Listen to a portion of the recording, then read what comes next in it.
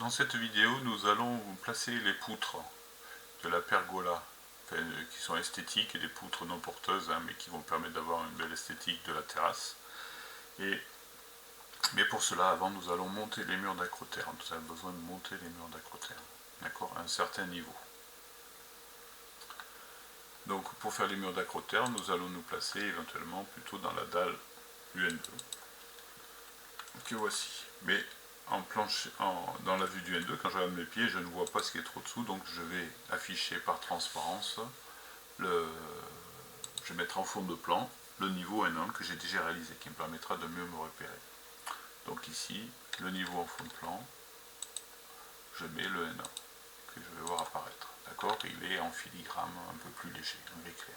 Là, je peux sélectionner les objets qui sont dessous, donc ça peut être un peu gênant. Je vais éviter cela en décochant ici la possibilité de sélectionner le fond de plan. Ça peut être utile.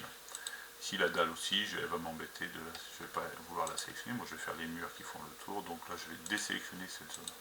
Voilà, j'aurai moins susceptible de la sélectionner et de la bouger. Maintenant je vais faire des murs. Alors comment sont ces murs? Dans le descriptif on a noté, les acroterres sont en béton armé de 16. Donc on va mettre du béton armé, effectivement on va faire le mur en béton armé. Par contre il sera avec un enduit extérieur pour que la façade soit similaire. Les murs vont monter, on aura le même enduit. Voilà. Donc avant cela, on va définir la hauteur de ce mur d'acroterre. Donc nous allons dans l'élévation, est-ce qu'on avait l'habitude de voir, vous voyez ici, là c'est la dalle de toiture, mais là j'ai un niveau haut à mettre, un niveau d'acroterre. Donc je vais le réaliser, donc je vais dans architecture ou structure, peu importe, et cliquer sur l'onglet niveau. Donc le niveau, ça se fait en cliquant à gauche, à droite, et il va être réalisé. Par contre ici, il faut que je ne vais pas réaliser de plan. Ici, quand j'ai fait des niveaux, ça m'a créé automatiquement ça. Ici, c'est un niveau acroterre. Je n'aurai pas besoin de voir de plan d'étage de ce niveau d'acroterre. Donc je vais décocher pour ne faire aucun plan. Je le mets un peu au hasard, à gauche, à droite. Il a pris l'incrément, le dernier que j'avais dû faire, c'était le N1, donc il a pris le N2, le nom, celui-ci il avait été. Et là, vous voyez, il y a une différence forte, c'est qu'il est en noir. Quand il est en noir, c'est qu'il n'y a pas de vue associée. Ici, ils sont en bleu, et il y a des vues qui correspondent à ces niveaux-là. Donc moi, je veux qu'il soit en noir, et je vais le mettre, par exemple, le mettre au-dessus de celui-ci pour l'instant. Donc là, il sera à 6,52 m. Voilà. C'est peut-être un peu bas, mais s'il faut changer, nous le changerons. Alors quand je sélectionne, il est bleu, mais dès que je désélectionne, on voit bien qu'il n'est pas bleu. Voilà. Je le renomme assez rapidement. Donc je clique une fois sur le N2 et je renomme. Donc ça, c'est acroterre. Donc on peut mettre même arras sup, arras sup de l'acroterre, il me manque le R. Voilà. Donc je reviens sur dans mon vue en plan, là je suis sur le toit, et j'ai mis par transparence le niveau inférieur. Donc j'ai réalisé des murs. Donc les murs, je vais les réaliser, ça va être des murs porteurs.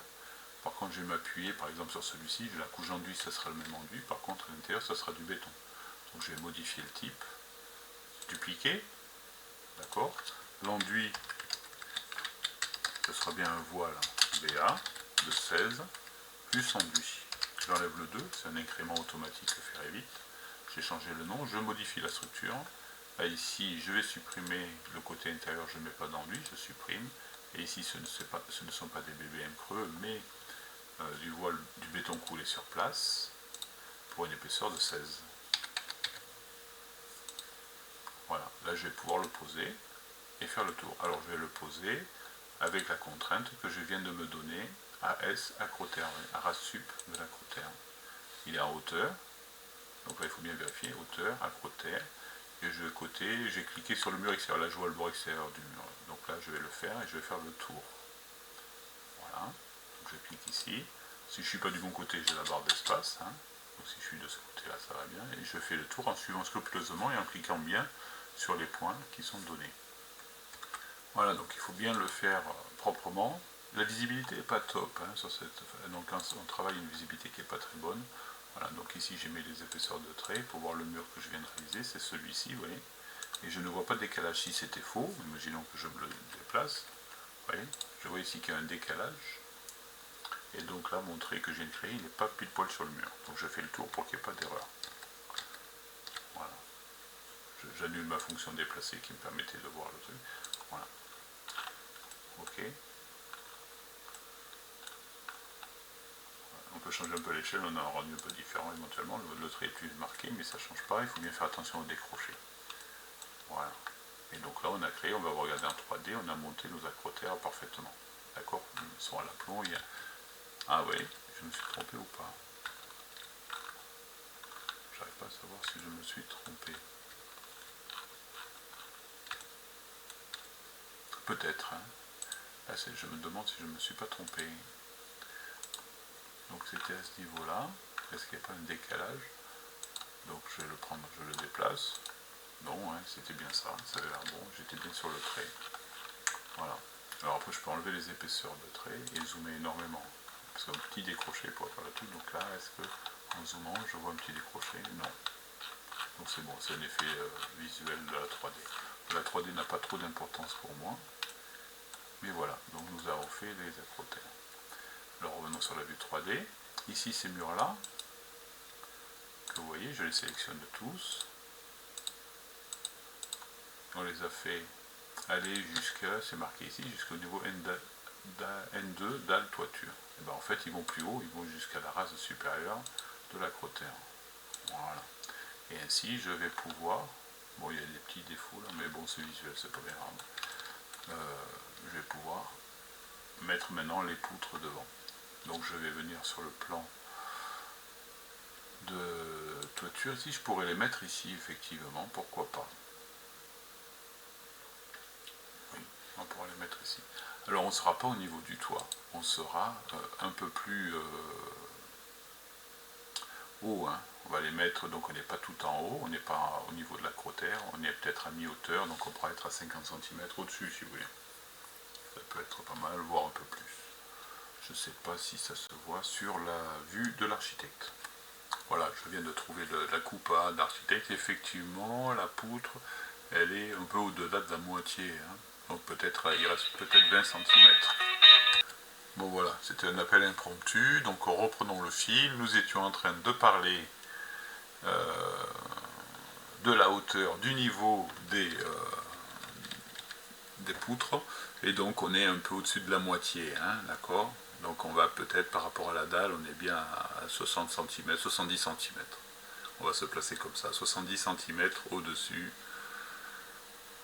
de la dalle. Ok, donc revenons sur Revit. On va se placer sur la vue ici. On a le niveau N2 et on voit en fond de plan le niveau N1. Donc on a tous les éléments pour dessiner proprement. D'accord? Donc pour faire des poutres, nous allons faire une poutre en bois. Donc je clique dans l'onglet structure, poutre, que vous voyez ici.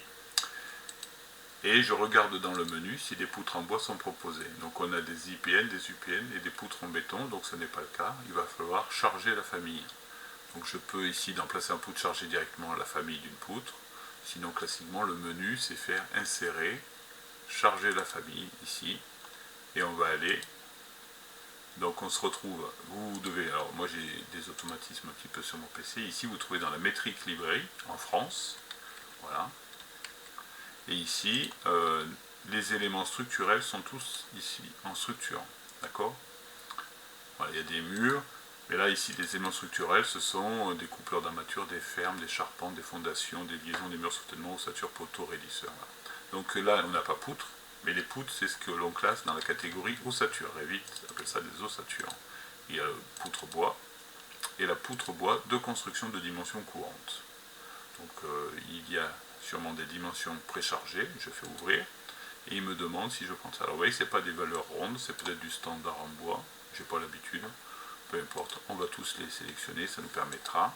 Donc là je sélectionne l'ensemble, donc en faisant la touche flèche vers le haut, majuscule, pour sélectionner, et je les charge tous. Il me dit que j'en charge beaucoup, oui, c'est pas des gros fichiers de toute façon, ce sont des poutres rectangulaires. Et ici, je retrouve dans les poutres en bois toutes les dimensions possibles. D'accord? Je vous propose de mettre une assez grande poutre. Donc la plus grande, là, je vois qu'elle fait 64, elles sont 39 cm de haut quasiment. Voilà. 64. Bon, là, on va mettre une poutre assez massive, notamment pour les poutres principales. On va faire d'abord les poutres principales qui vont aller du mur au mur. Voilà. Donc la plume massive, c'est bien ça, hein. Voilà, oui, c'est ça. Et donc là, je vais choisir maintenant de savoir sur quel niveau je les mets. Je vais les mettre au niveau N2 toiture. Voilà, et j'ai dit que j'allais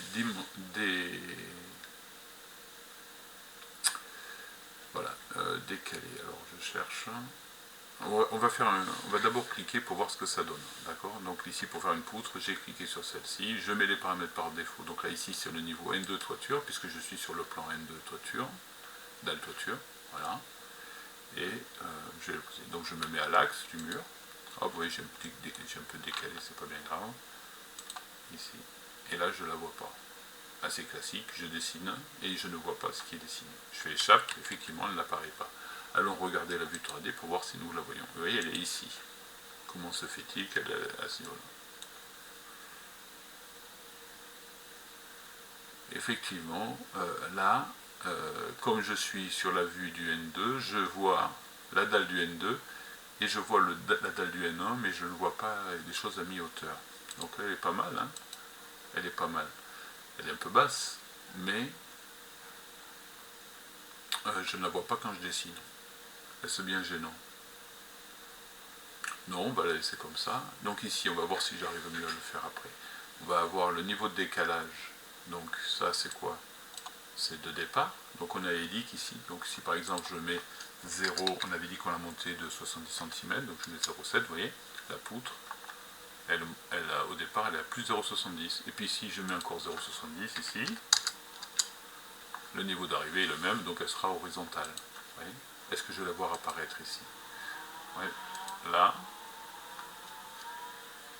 je la vois, mais je ne vois pas son épaisseur, c'est bizarre. Ici, là. Donc là, déjà, je m'étais trompé, je clique et je vais prendre bien le point, voilà. Et là, poutre bois, étonnamment, je ne vois pas son épaisseur, parce qu'elle fait quand même une épaisseur de 89, ça fait 9 cm.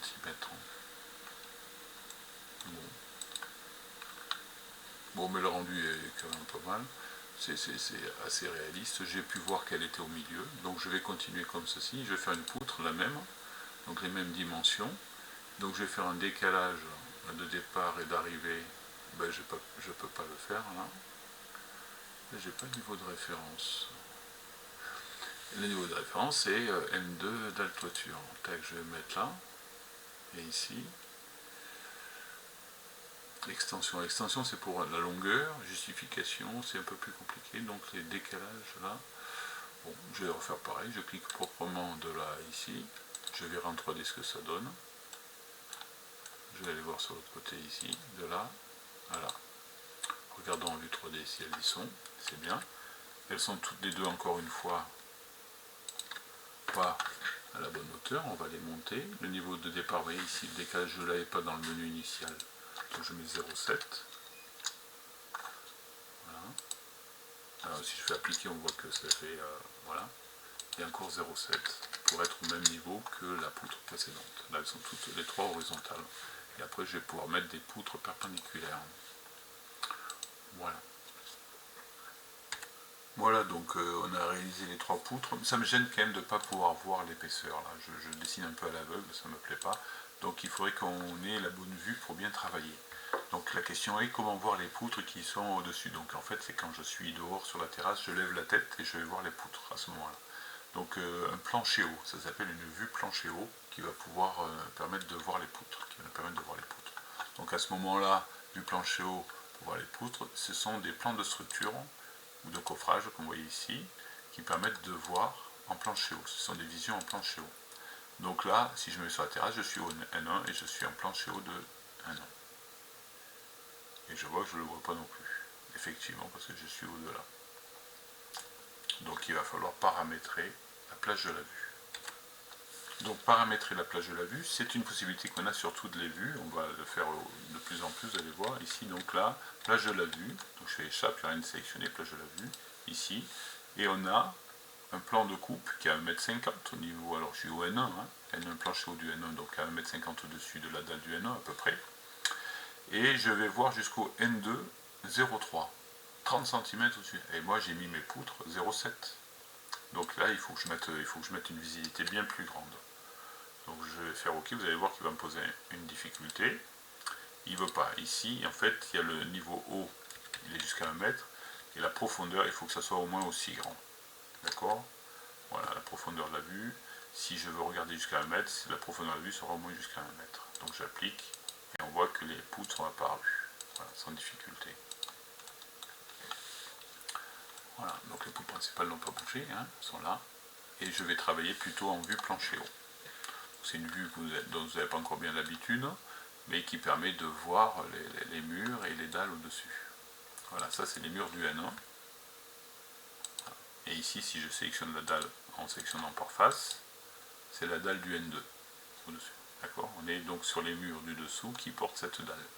Je décoche, là, j'avais pas envie de voir ça. Voilà. Donc on va refaire des poutres, plus petites cette fois, des poutres donc de dimension réduite. Donc, qu'est-ce qu'on avait dit comme dimension? Elles ne sont pas spécialement données. Je vais prendre 4 cm par 30 à peu près, oui. 4 dp de base par 30 de haut. Donc c'est 38 par 286 dans la gamme qui est là. Et je vais la poser ici. Alors, je vais me mettre, il faut que je règle tous les paramètres, toujours, on oublie assez vite. Hein. Donc là, le niveau, je vais le mettre au N2 dalle de toiture. Voilà. Et ici, elle va apparaître. Donc je vais me mettre, je vais vous expliquer ce qu'on va faire, c'est que je vais en mettre une ici, bois, sur le mur, voilà, elle est ici. Je n'ai pas bien cliqué, hein. Je vais aller je vais aller toucher. Voilà, il y a une accroche automatique hein, qui est faite pour les choses porteuses, la poutre est porteuse. Donc là, j'ai pas assez. Ouais. Voilà, je vais mettre. C'est étonnant. Voilà, c'est les extensions en fait, je pense. Voilà. Donc on a la poutre qui est ici. Donc celle-là, il faut la faire bien parce qu'on va la multiplier. D'accord? Voilà, donc là on a accrochage de la poutre à l'axe du mur. Ici on a accrochage, donc il est là. Non, je me trompe en fait. Voilà, c'est lui. Et ça c'est l'extension. Voilà, ça c'est le bord de la poutre. Ça par contre c'est l'accrochage, je le mets au centre, la poutre. Donc la poutre est. Voilà, ça a bougé l'un et l'autre, voilà. La poutre est accrochée sur l'autre, et ça c'est le point. Et ici c'est l'extension visuelle, d'accord? Bon, voilà. Donc cette poutre, je ne vais pas trop la coller à l'enduit, ça sera un peu difficile à réaliser. Je vais mesurer grosso modo l'espace que j'ai là. Ben, 1 mètre, j'ai à peu près 1 mètre, 1,99. Donc là, je vais reproduire cette poutre par en dessous. Voilà, la flèche, ça me donne le sens de départ, le sens d'arrivée. Hein. Donc, cette poutre, je la sélectionne, c'est la bonne, elle est plutôt bien faite. Je vais regarder en 3D quand même. Ah oui. Eh oui, heureusement, je regarde en 3D. Elle est dans le vide. Parce que celle-ci, j'oublie de mettre le 0,7 et le 0,7. Le décalage qu'on s'est fixé. D'accord. Ici, donc, en fait, ce qui veut dire que le haut de la poutre, c'est lui qui est référencé, ils vont être identiques. Celle-là, elle est plus haute, mais c'est le bas qui va être décalé. Si je fais le tour, voilà, hop, voilà ici, oui, là, on est vraiment au même plan supérieur, et le plan inférieur des deux poutres est différent. Voilà, c'est cette poutre que je vais décaler. Heureusement que je suis venu voir en 3D ce que ça a donné, et là, je vais pouvoir la dupliquer.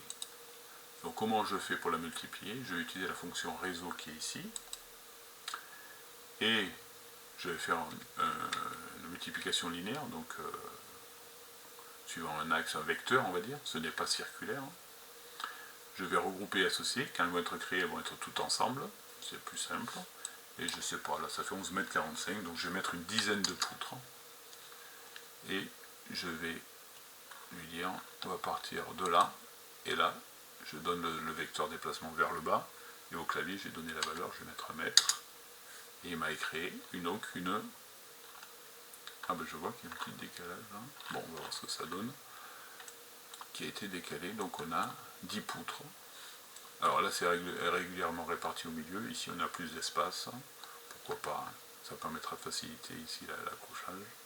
Et on va voir ce que ça donne en 3D. Voilà. Voilà. Donc ici on a la poutraison qui permet d'avoir quelque chose d'assez esthétique. Voilà, on a choisi de le faire en bois. Et donc là, ça c'est un groupe de modèles, il y a un réseau. Hein. D'accord, si je veux modifier le groupe, je peux modifier le groupe. Là, je ne le fais pas. Donc on va les garder ensemble. L'idéal, si ça ne marche pas bien, c'est de recommencer, hein, si ça ne vous satisfait pas. On a quelque chose d'assez intéressant. Voilà. Pour finir, pour avancer un peu, c'est pas complètement fini, nous allons mettre deux garde-corps rapidement. Et il nous faudra créer la dalle, ici, la casquette du auvent qui a créé. Donc pour aller faire le garde-corps, nous allons nous mettre au premier niveau, donc N1, N1 archi. Voilà, et nous allons créer le garde-corps ici. Il y a des garde-corps automatiques. Ça permettra de ne pas faire quelque chose qui choque les yeux de niveau sécurité. Donc là, je vais faire un garde-corps. Donc architecture, garde-corps, c'est la trajectoire. Et là, je vais esquisser la trajectoire. Je vais en mettre un ici, donc je me mets à l'axe.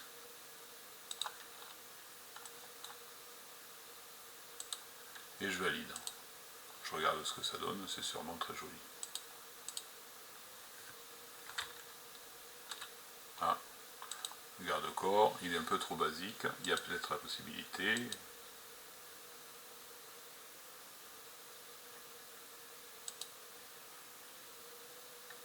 de l'améliorer. Donc effectivement, là on a un garde-corps et je n'ai pas dans les familles préchargées ici de garde-corps particuliers, autrement que cette lisse là qui est insuffisante, il faut dire ce qui est pour la sécurité. Pourquoi? Ben parce qu'en fait on a un gabarit structurel où là on fait de l'architecture et donc du coup on n'a pas l'ensemble des objets qui sont disponibles dans un gabarit architecture. Voilà.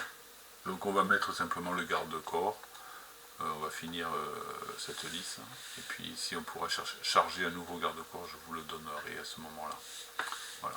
J'avais oublié qu'en prenant un gabarit de structure, les choses préchargées étaient limitées.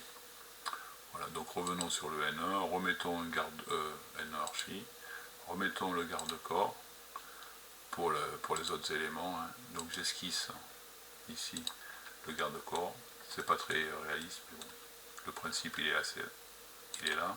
Et puis c'est assez automatique hein, sur Revit. Donc à nouveau, garde-corps pour le dernier élément qui est ici. Voilà. Je valide. Voilà, on a les trois barreaux tout simplement. Et donc, qu'est-ce que je voulais faire par la suite? Oui, c'était la casquette. Donc la casquette, nous allons l'avoir au N1 archi. Elle est ici. Donc là, on a un élément qui va venir toucher la dalle. Donc les deux dalles vont se toucher. Donc on a une casquette qui va faire le haut-vent, là, ici, et qui va avoir les mêmes dimensions. Enfin, qui va épouser la forme, de telle sorte qu'il y aura un contact entre la dalle intérieure et la dalle du haut-vent, qui est une dalle extérieure. D'accord? Donc cette dalle, par contre, elle fait 16 cm d'épais. Donc elle est dans sol, plancher. Donc c'est une dalle, mais c'est la fonction plancher qu'on utilise. Si je regarde si j'ai une dalle de 160, oui, avec platelage, mais donc je n'ai pas de dalle identique.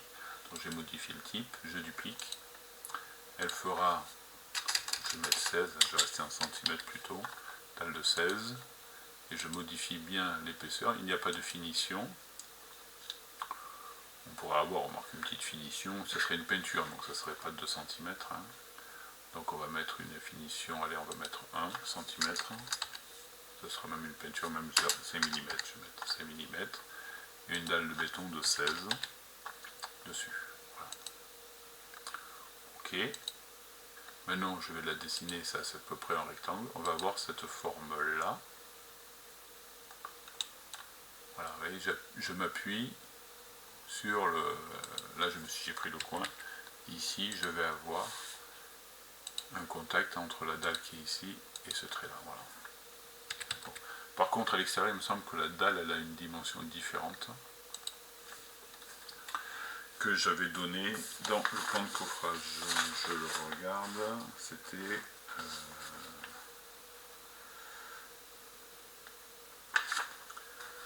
Ouais, 121 plus 4. 121 plus 4. Ça doit être la côte qui est ici en fait. Hein. Oui, la dalle béton en fait, elle va avoir cette dimension de là à ici. Voilà. 121 plus 4. D'accord. Alors, donc je corrige ce que je viens de dire ici. Donc je me mets sur le béton. Voilà. Sur la partie brute, pardon. Voilà. Et la profondeur. Je l'avais donné aussi, me semble-t-il ou pas. Non, je ne l'ai peut-être pas donné. On était sur une cote de... Donc là, je crois que c'est une cote de 2,50 m de débord. Ça fait beaucoup. Hein. Donc on va faire 125 par 125, ça ira bien. Et donc là, ici, si je cote... Donc le débord Allez, on va mettre 225 comme ça, voilà. Donc niveau fini, ici, ce trait là, il est à 125. Alors, non, j'ai pas. Ah oui, il est ici. Tac, 125. Voilà. Voilà, niveau fini ici, et là 125. Voilà. Alors peut-être il va y avoir une difficulté, c'est qu'ici il faut que j'aille toucher la dalle. Alors soit je modifie la dalle intérieure pour que ce trait vienne ici, ce qui est possible, soit ben c'est ce que je vais faire, c'est pas mal. Donc ici j'ai un contact, je valide. Bon, on s'en fout. Non. Voilà, la dalle est faite. Par contre ici cette dalle, il faut que je modifie sa limite. Parce qu'ici je vais venir coller. Il n'y a pas de planelle en fait entre deux dalles. Voilà. Ici la planelle, alors là, je le fais à la souris, c'est pas forcément la bonne idée, mais il a accroché, Ouais. Voilà. Donc ici on a un contact entre les deux dalles. Et ici il n'y a pas de planelle, ni pour ni pour. Alors le 5 cm fait partie de ça, pourquoi pas. C'est fait partie de la dalle de devant, mais ça ne changera pas grand chose. Je valide. Donc j'ai un bon contact ici entre la dalle extérieure et la dalle intérieure. Je clique pour sélectionner par face, oui. Tout est bleu. Il n'y a aucun espace de libre, mais il y a un contact parfait. D'accord. Je supprime. J'ai pris une profondeur de 1,25 m. Voilà, bon, peu importe. C'est déjà beaucoup mécaniquement. Là. Voilà, on n'est jamais à l'abri qu'il y ait quelqu'un qui monte et qui fasse chuter l'élément. Donc en 3D, vérifions quand même ce que ça donne. Ici, en 3D, j'ai dit. De l'autre côté, voilà, on a la casquette qui est là. Alors là, il y a un risque si la pente n'est pas bonne. Donc là, ce qu'on va faire, c'est qu'on va modifier la pente et on va mettre une pente vers l'extérieur. D'accord. Donc je reviens ici sur N1, sur N1 archi, c'est là où j'étais en train de dessiner, ici, pour sélectionner cette dalle. Je vais faire modifier le type, quelque chose que je n'ai pas fait. Je vais mettre une épaisseur variable. Le béton, il peut avoir une épaisseur variable. D'accord. On va lui mettre 1 cm de moins. Ok. De telle sorte qu'ici, quand je clique sur cette dalle, je vais faire modifier les sous-éléments. Et ce côté-là, il sera à moins, on va mettre 2 cm, ça fera 2% de pente. Voilà. Je valide. Bah non, c'est fait, il n'y a pas besoin de valider. Si je vais voir en 3D, normalement, la toiture, le haut-vent est en pente. Cliquons sur l'élément ici, et vous voyez qu'ici, il y a une pente qui est faite. Voilà. Donc ça évitera d'avoir une accumulation d'eau sur l'intérieur qui pourrait être pas très esthétique et qui pourrait aussi être... par contre, pourquoi j'ai pas de l'enduit là? Je pensais que ça... Ah oui, j'ai pas mis forcément, il faudrait mettre un enduit de couleur jaune, mais bon, c'est pas utile. Voilà, donc nous avons bien travaillé. Il nous manque éventuellement à faire la mise en page du travail. Et puis si je trouve le moyen de vous donner un garde-corps facile à positionner, ça serait peut-être plus esthétique. Voilà.